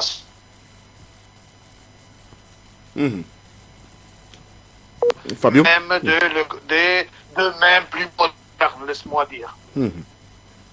Alors, est-ce que au niveau de l'image, disons ça, au niveau de l'image du Cameroun, ça pourrait aussi avoir des répercussions? Gilbert? Ah, ok. Je pense qu'au niveau de l'image du Cameroun, moi je ne sens pas trop les perceptions qu'on peut avoir. Et je me dis, parce que on a les développeurs là, qui sont dans leur maison, qui sont en confinement, qui travaillent du jour au jour. Et je pense qu'après le Covid, on aura plus des inventions, d'innovation. Et surtout, la majorité des entreprises vont embrasser l'intelligence artificielle. Donc, au niveau du gouvernement, je pense que il y a beaucoup de choses qui vont changer. Vous voyez, par exemple, dans le secteur de la santé, il n'y avait pas pratiquement les matériels dans les hôpitaux. C'était très compliqué. Et je pense que beaucoup de choses vont changer après Covid-2019. Alors, Fabio, vous voyez par exemple le Cameroun pilote quand même l'économie au niveau de la sous-région Afrique centrale. Il y a aussi des échanges avec d'autres partenaires. Est-ce que l'après Covid, on pourra voir ceci basculer avec le contexte actuel? Oui, c'est normal qu'il y aura des changements même avec le rapport sur la région. Et le changement même en termes de capacité, modalité d'interaction entre les pays sera différent. Et donc, il y aura une répercussion qui est généralisée. Quand vous avez demandé quelle est l'image du Cameroun maintenant et s'il y a des répercussions en termes d'image, je souligne encore une fois que la pandémie c'est mondial, donc c'est un problème qu'il y a partout. Et il n'y a pas de pays qui ont... C'est encore important de rappeler le domaine de la santé. Un autre domaine qui a perdu l'occasion de se montrer face à la communauté comme à la communauté locale, je dis comme un domaine capable de donner des services au niveau.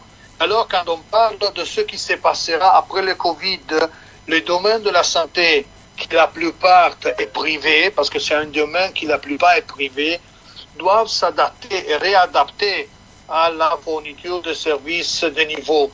Ils doivent réadapter sa capacité d'être en mesure de services demandés. Mais Fabio, lorsque vous dites que le service de santé ne s'est pas beaucoup démarqué, avec les chiffres qu'on enregistre, est-ce que c'est pas un exploit pour ce service, alors même qu'on s'entendait à autre chose, peut-être à ne pas voir cela? Pardon-moi, vous dites qu'il a bien fait ou mal fait, excusez-moi, la connexion est tombée. Oui, on parle de ce service. Le service de santé, vous dites qu'il n'a pas ou alors qui ne s'est pas trop démarqué, qui ne se démarque pas trop, c'est vrai. On reconnaît déjà le piètre état de nos formations sanitaires, mais avec les chiffres qu'on enregistre, vous ne voyez pas que c'est plutôt un espoir pour ce service de santé? C'est vrai que tu peux considérer un exploit si on va considérer le niveau où donc le champ où on va jouer le match.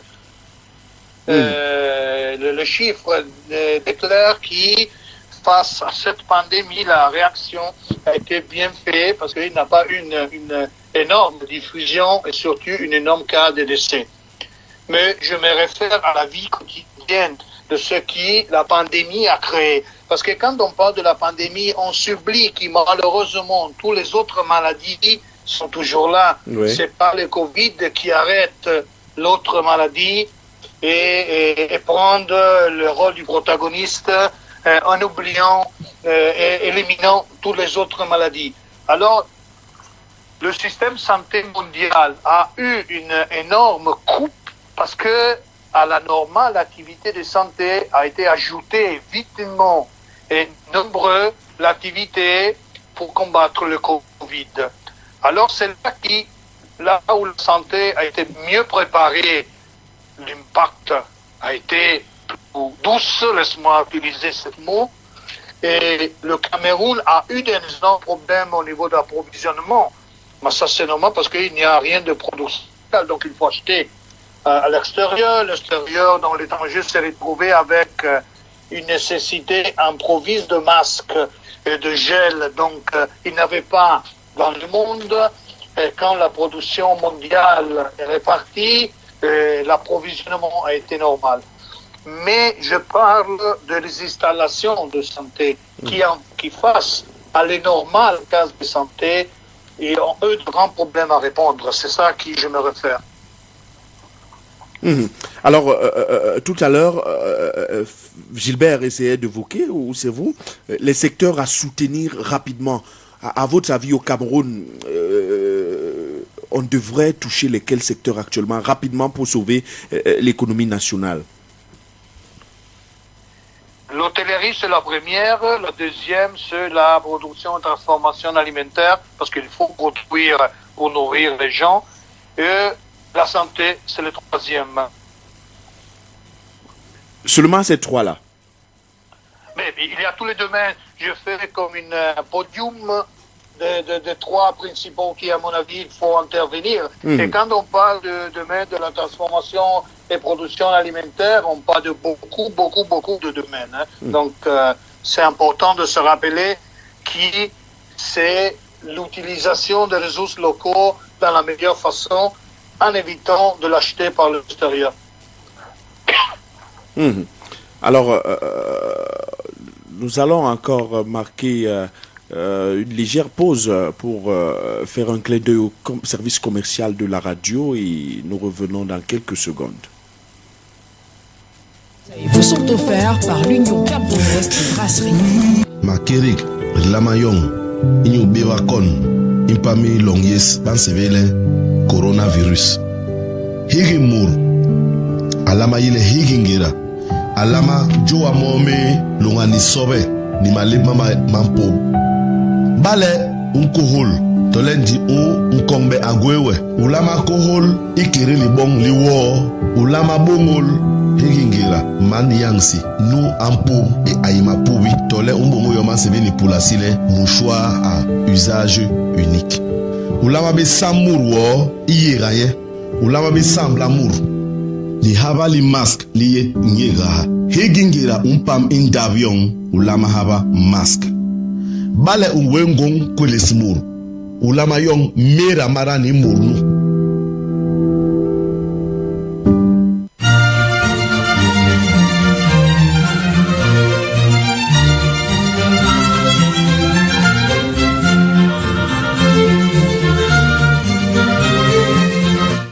Retour sur le plateau de regard sur la diplomatie. Alors, Gilbert, on revient sur le secteur à viabiliser ou à réactiver très rapidement pour, en ce moment, de Covid-19 pour mieux vivre la période de post. C'est vrai qu'on ne sait pas déjà quand est-ce le Covid va s'achever, mais déjà avec les mesures qui sont en train d'être prises progressivement, est-ce qu'on pourrait dire qu'on s'en débarrasse déjà? Oui, je pense que, si je peux dire, il y a 3 secteurs clés. Il y a le secteur de la transformation. Oui. On a pas mal les entrepreneurs agricoles qui sont dans le agribusiness, mais malheureusement, ils ne font pas à grande échelle. Et il faut vraiment qu'on se focalise là-dessus. Puisque après 2, 3, 4 mois de Covid, je pense qu'on risque d'avoir une crise, famine. Une crise agricole, famine. Crise de famine, bien évidemment. Famine, voilà. Mais pourquoi une crise de famine? Non, parce que le Covid a également touché les agriculteurs et la plupart étaient confinés, ils ne travaillaient pas, si je peux dire cela. Et au niveau de la transformation même, ils étaient vraiment touchés. Ça aura un coût. Donc je pense que on doit focaliser sur la transformation agricole et on doit focaliser sur le secteur de la santé et très important, sur la technologie. La technologie, très important. Vous voyez, même les Bayam Selam là, ils doivent apprendre comment vendre leurs produits. Les applications doivent être créées pour faciliter, résoudre les problèmes financiers et autres. Et surtout, je pense qu'on doit mettre l'accent dans le financement des entrepreneurs.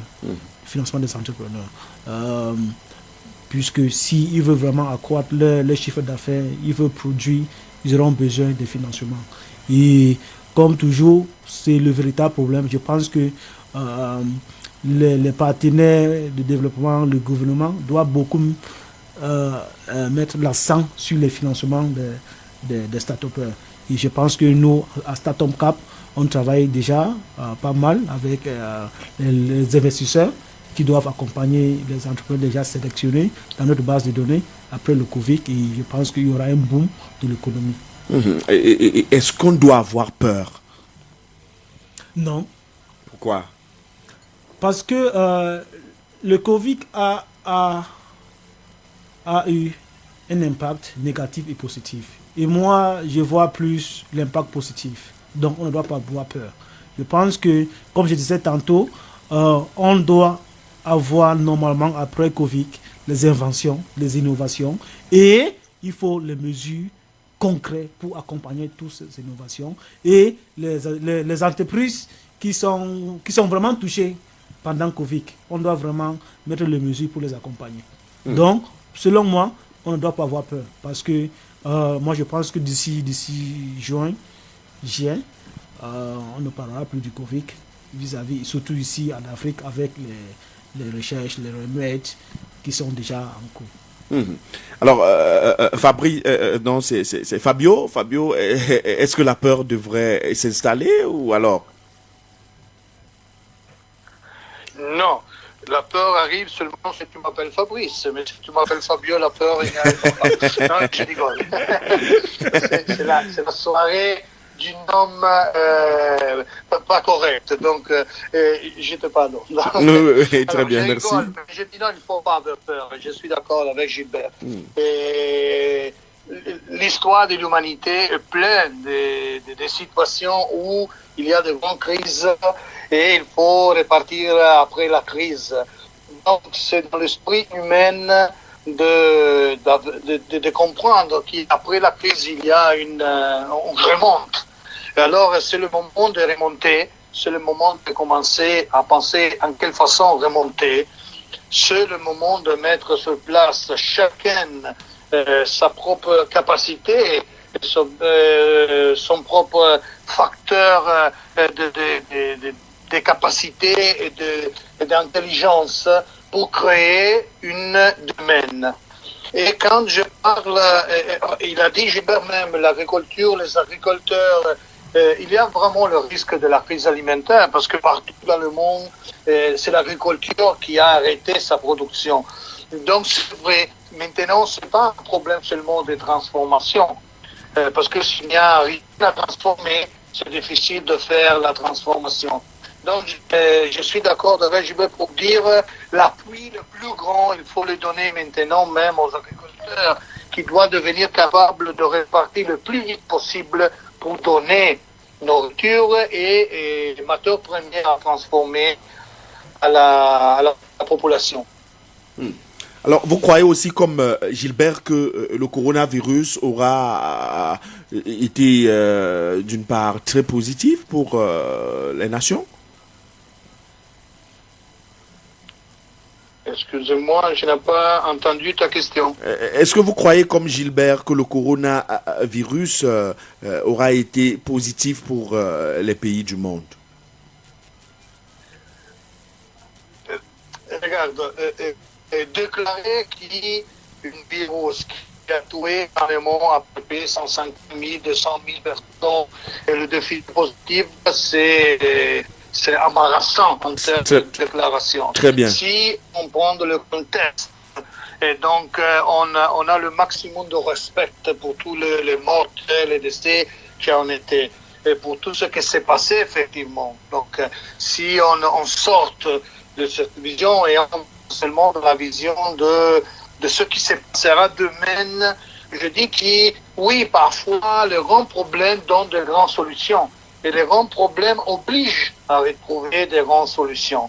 Donc, on peut même regarder, d'un point de vue positif, ce qui s'est passé avec le coronavirus et dire il ne faut pas avoir peur, il faut devenir positif, il faut penser qu'après une grande crise, l'humanité est capable de retrouver de grandes solutions, de grandes innovations. Alors, Gilbert, que faut-il pour limiter les dégâts?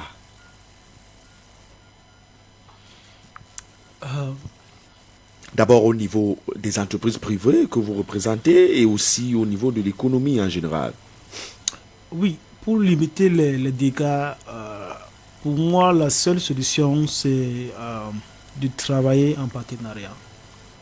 De travailler en partenariat et de se rassembler pour faire les entreprises elles-mêmes déjà? Oui, les entreprises elles-mêmes, puisque c'est vrai, dans le secteur privé, il y a trop la compétition de gauche à droite, mais je pense que c'est bien, mais quand on travaille en partenariat, il y a plus, nous sommes plus forts. Je donne par exemple un exemple concret. Au Cameroun, par exemple, tout le monde veut crier, tout le monde veut être chef d'entreprise. Et si une personne, deux personnes se réunissent pour créer une entreprise, ils seront plus forts que moi qui se met seul. Je dis que bon, je veux créer, ça c'est ma chose. Vous voyez que ce sera un peu difficile parce que chacun voudrait avoir le contrôle. On veut créer des entreprises, peut-être pour dans un contexte, dans un pays où vous savez l'emploi est si difficile. On va créer des entreprises, mais c'est l'employé qui va souffrir. Alors dire que 3 employeurs, 4 vont se réunir, vous croyez que ce sera gérable? Oui, c'est très gérable s'il y a toute une vision, s'il y a les clauses, s'il y a les engagements concrets, c'est faisable. Ailleurs, c'est pas ça. Nous avons les co-founders à l'étranger. Vous pouvez voir une entreprise avec 2-3 co-founders, mais ici au Cameroun, c'est encore très très difficile. On a ce problème du leadership. Tout le monde, chacun qui veut se faire voir. Par ailleurs, si on se met ensemble, là, on aura plus de résultats. Donc, je pense que les dégâts, vraiment, si on veut limiter les dégâts, on doit se réunir, on doit se mettre ensemble pour travailler, parce qu'on travaille pour un même but, pour la réussite, pour les résultats, et pour agrandir l'économie de la nation et autres. Là, c'est d'abord la mise ensemble, comme vous l'avez dit, des entreprises elles-mêmes, oui. et aussi des plateformes de partenariat avec l'État. Oui, puisque selon mon avis personnel et mon expérience, il y a les patronats au Cameroun, mais ce n'est pas vraiment effectif. Je disais à Douala dernièrement, je pense que ça fait 2 ans, une réunion de la commission économique où j'ai posé la question à un membre de JICAM. comment un membre de JICAM, partenaire de JICAM, vous pouvez toujours accepter que vous importez le cuir au Cameroun? Alors qu'on a le bois, à suffisance. Voilà. Donc, même au niveau des patronats, il y a un véritable problème. Je pense que le partenariat public-privé, là, ça doit se renforcer, vraiment pour les choses concrètes. Vous voyez, dernièrement, il y a le JICAM, il y a le directeur général des impôts, ils ont eu un chamaillement. Et tout ça, c'est très compliqué. Je pense que les patronats, on a ICAM, on a MECAM, on a JICAM, tous ces patronats ne nous servent à rien parce que jusqu'ici, toujours, les petites PME là souffrent toujours. Ils n'ont pas les accompagnements concrets. Vous voyez au Cameroun, ailleurs par exemple, je prends le cas du Nigeria concret où je maîtrise beaucoup. Vous voyez les hommes d'affaires nigériens accompagnent leurs start-upers. Je prends le cas de Tony Ilumelo qui a mis sur pied une fondation qui accompagne les start-upers en Afrique, les entrepreneurs en Afrique. Combien de nos milliardaires au Cameroun font ça? Non. Donc il faut vraiment un changement, comme on dit en anglais, a change of mindset pour les milliardaires camerounais. Ils doivent savoir accompagner les start-upers, les jeunes entrepreneurs. Donc, c'est une chose très, très compliquée au Cameroun, mais je pense qu'on va arriver. Et surtout, avec le Covid, je pense qu'on a appris des leçons. Et on va arriver. Mais est-ce que cette situation ne découle pas aussi de certaines lourdeurs administratives que de pointer seulement du doigt les milliardaires, comme vous les avez appelés? Bon, je pense que le secteur administratif a un grand rôle à jouer.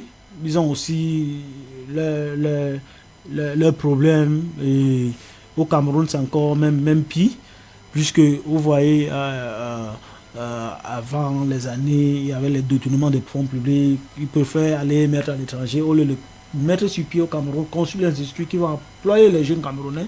Mais ça ne se fait pas. Je pense que ces derniers temps, ça s'améliore, même comme la politique. Le climat des affaires est favorable déjà? Non, parce que je vais vous prendre le cas de Doing Business.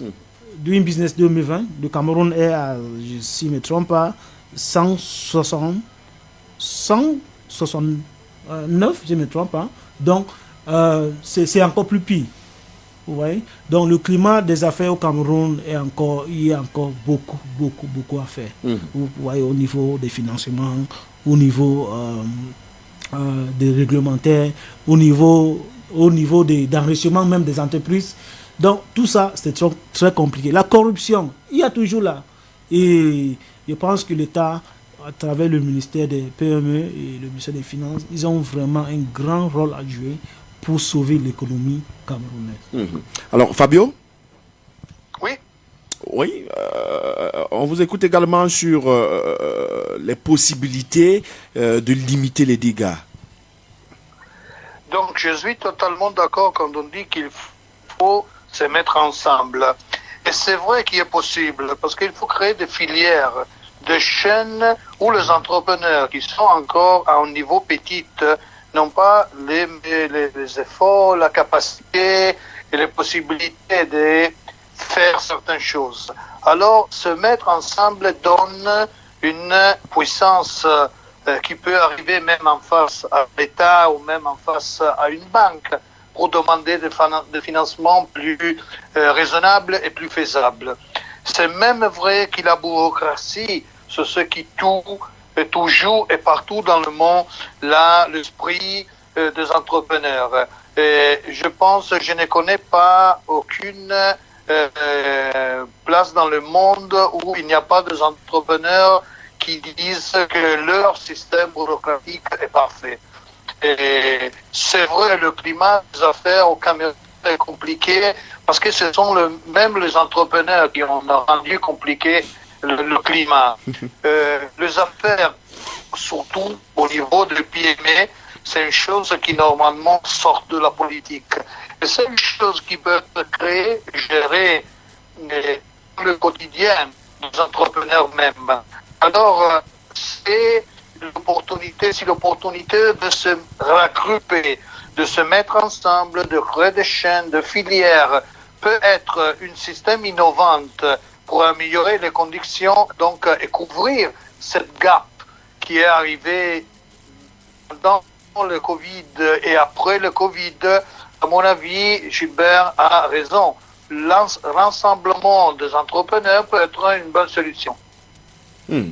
Alors, est-ce que, Gilbert, aujourd'hui, on peut dire que le Cameroun est sur la bonne voie? Si on dit aujourd'hui le Cameroun est sur la bonne voie, je veux dire c'est trop dit. Parce que nous avons beaucoup à faire au Cameroun et en Afrique. Il y a encore beaucoup à faire. Je prends le cas du Covid par exemple. Avec le fonds de solidarité créé par le chef d'État, au départ, l'État a mis 1 milliard. D'autres pays ont mis plusieurs milliards. Plusieurs milliards. Oui. Ouais. Ça prouve que vraiment au Cameroun, on a encore un long chemin. Parce que, avec tous les moyens qu'on a, je ne pense pas qu'un petit pays comme le Gabon, le Tchad, Côte d'Ivoire, le Cameroun, vraiment, on a encore un long chemin. Et si on ne se réunit pas vraiment pour travailler ensemble, ça serait très compliqué. On va toujours rester sur place au Cameroun. Et la pauvreté, comme nous tous on sait, ça va nous envahir. Donc le Cameroun n'est pas prêt à affronter l'après-Covid? Le Cameroun est prêt à affronter l'après-Covid si, honnêtement, il y a les mesures concrètes après Covid. Mais tant qu'il n'y a pas... Vous ne les voyez pas?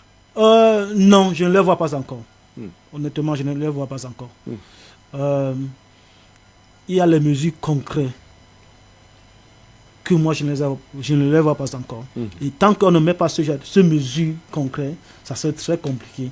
On aura encore même 1 ou 2 ans pour se rattraper. Puis c'est seulement les 2-3 mois que les affaires mondiales, surtout au niveau du Cameroun, sont vraiment bas. Ça serait très compliqué si on ne met pas les mesures concrètes après Covid, sur les mesures économiques. Ça serait très compliqué. Et le leadership du pays, les membres du gouvernement ont vraiment un grand rôle à jouer. Puisque ce qui nous tue au Cameroun, c'est la politique. Tout, c'est la politique. Tout, c'est la politique. Tant qu'on ne commence pas à quitter, de politiser tout, ça serait très compliqué chez nous au Cameroun. Nous sommes très contents de faire les débats politiques, de gauche à droite. Tous les chaînes de radio, télé, ce sont les débats politiques. Ça ne nous sert à rien. On a plus besoin des débats économiques. C'est ça on a besoin. Chaque pays, plus grandit, c'est l'économie. Et tant que l'économie n'est pas forte, ça devient très compliqué. Ce n'est pas la politique. La politique, c'est juste là pour stabiliser. Puisque à nos jours maintenant, on a un véritable problème. Le Cameroun est en 3 crises. J'ai cité ici tantôt, Boko Haram. la crise anglophone. Nord-Ouest. C'est compliqué. Quand je voyage, je rencontre les investisseurs, mais ils me disent, mais monsieur, on ne peut pas venir dans votre pays investir. Mais j'essaie toujours à les défendre. C'est toujours de défendre mon pays. Je suis un patriote, je défends mon pays, mais c'est compliqué. Tant qu'on ne cherche pas à résoudre d'abord ce qui ne va pas dans notre pays, ça serait très compliqué pour nous d'avancer. Alors, on va prendre vos propositions tout à l'heure dans ce sens-là. Fabio, est-ce que vous voyez que le Cameroun, quand même, est sur la bonne direction pour s'en sortir après le Covid? Alors, la bonne direction est faite par celui qui marche. Je n'ai pas entré dans les affaires politiques du Cameroun parce que j'ai mes problèmes de politique en Italie, donc je n'entre pas dans ça. Je suis d'accord que les montants qui étaient placés n'est pas suffisant, donc j'espère que ça sera seulement un début. C'est la bonne vie est faite dans la mentalité des gens qui commencent à comprendre qu'il faut changer, qu'il faut faire, qu'il faut agir, il ne faut pas attendre. La bonne voie sera réalisée par le Camerounais qui seront capables d'attendre quelqu'un, mais se rendre compte, fier d'être Camerounais, qui leur même peut sortir. C'est vrai, la bureaucratie, l'environnement des affaires, la politique parfois va créer des problèmes parce qu'elle empêche certains développements. La politique a un rôle, c'est de contrôler, vérifier, faire les lois et fournir les services essentiels. Et donc, c'est là qu'ils doivent jouer son rôle. Quand on a dit si le Cameroun a été prêt avant le Covid, je me réfère seulement à la partie des affaires, donc business. Je ne parle pas de politique. Et je remarque que personne de la grande nombreuse cercle des entrepreneurs que je connais, avec lesquels j'ai parlé avant l'arrivée massive de mesures pour le Covid au Cameroun, personne n'avait compris la nature et l'entité de ce problème. Personne, je me suis engagé personnellement pour mettre en contact certains entrepreneurs, par exemple pour les masques et pour le gel désinfectant. Les personnes avaient compris qu'on est en train de... Il y avait un moment en train d'arrêter l'arrivée des choses dans l'étranger. Donc il faut agir avant. Donc c'est une mentalité, non? Il faut faire, il faut créer cette vision. On sera sur la bonne voie quand la vision de camerounaise sera liée effectivement aux opportunités et capacités que le Cameroun, et moi je crois beaucoup que le Cameroun c'est un des pays plus intéressants de toute l'Afrique.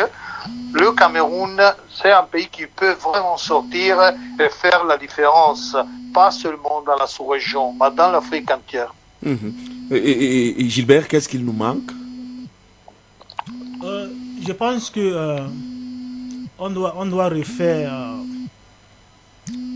ce que j'appelle en anglais business plan for Cameroun. On doit développer le plan d'affaires du Cameroun, business plan for Cameroun, se focalisant sur le secteur privé.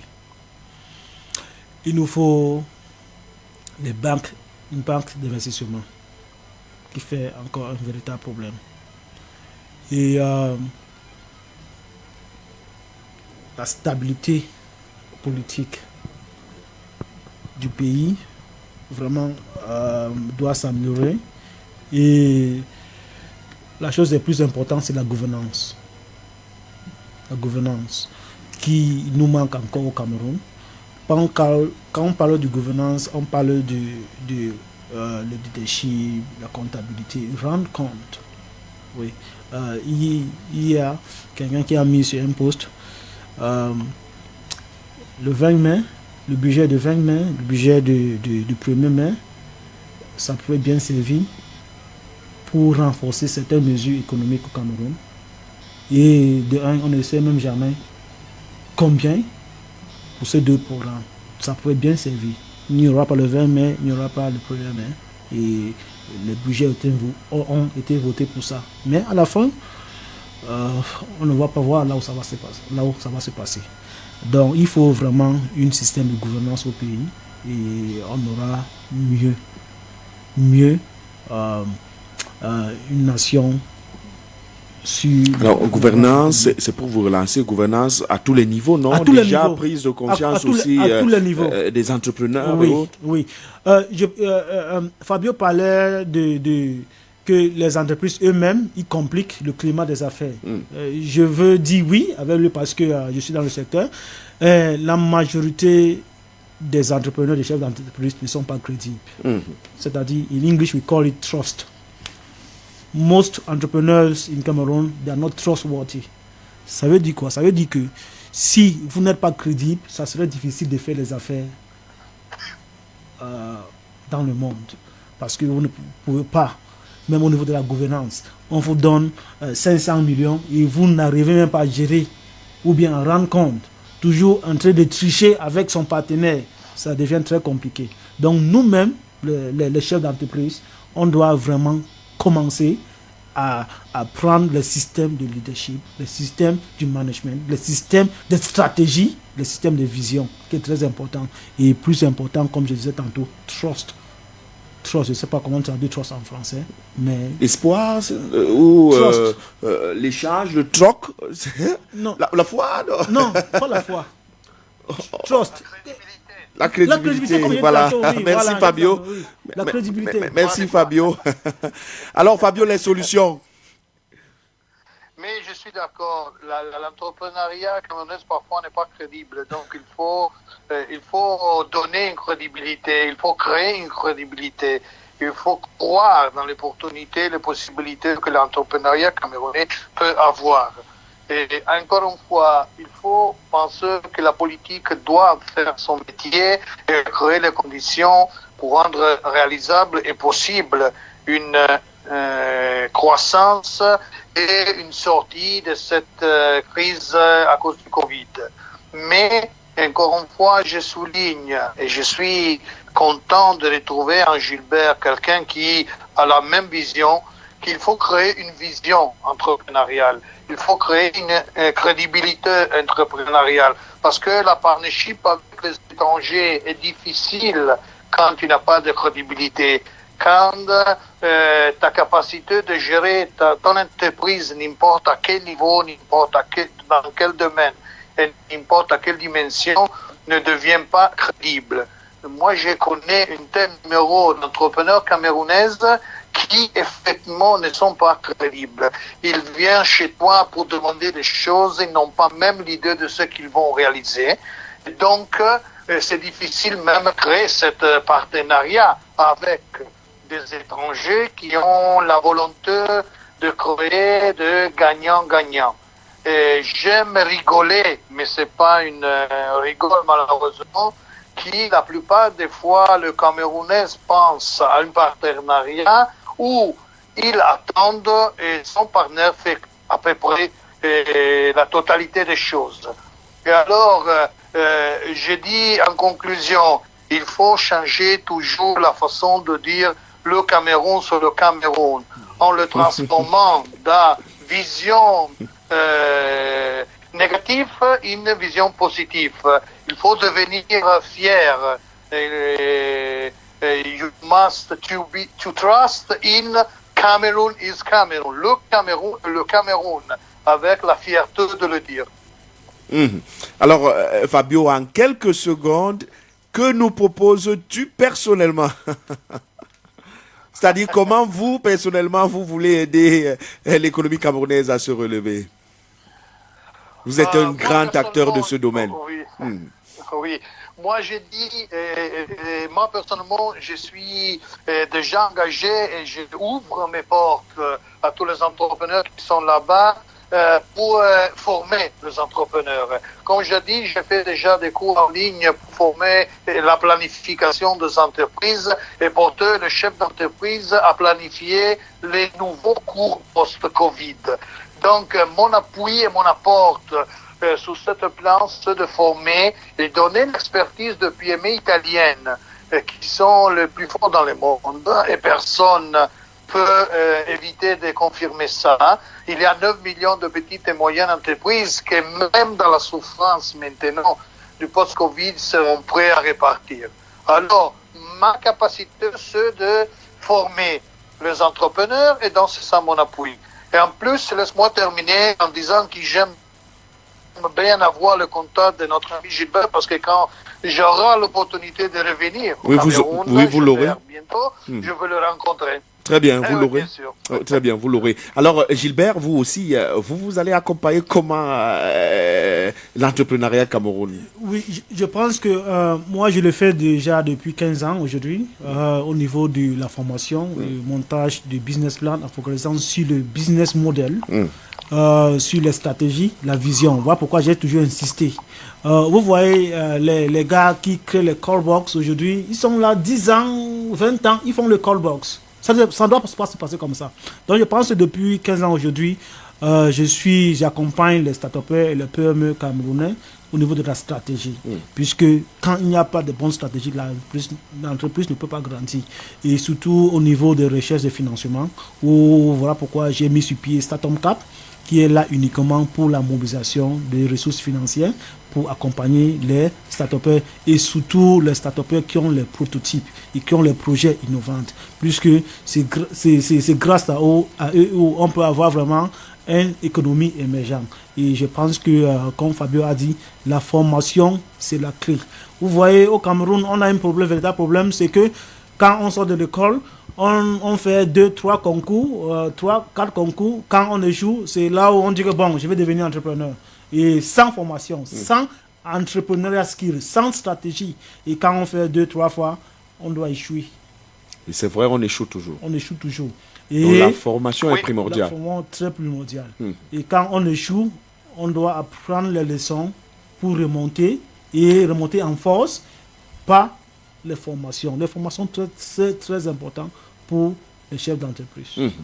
Alors, merci. Excusez-moi. Oui, allez-y, en quelques secondes, oui. Une seconde seulement. Oui. Il faut dire que le chef d'entreprise, l'entrepreneur, ne doit pas avoir peur de déclarer « oui, j'ai besoin d'être formé ». Il ne faut pas avoir peur de ça.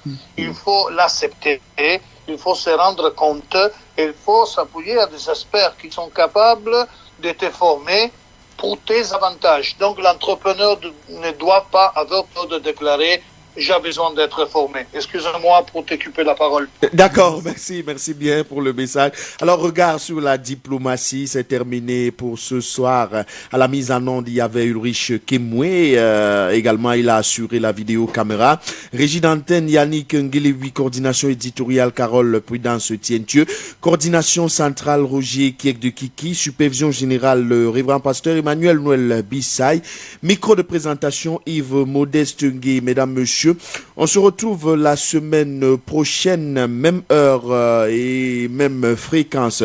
D'ici à là, portez-vous bien et surtout, bonne fête du 1er mai. Même comme il n'y a pas de célébration officielle, soyez à l'aise et surtout passez également une excellente fin de semaine. Merci à tous.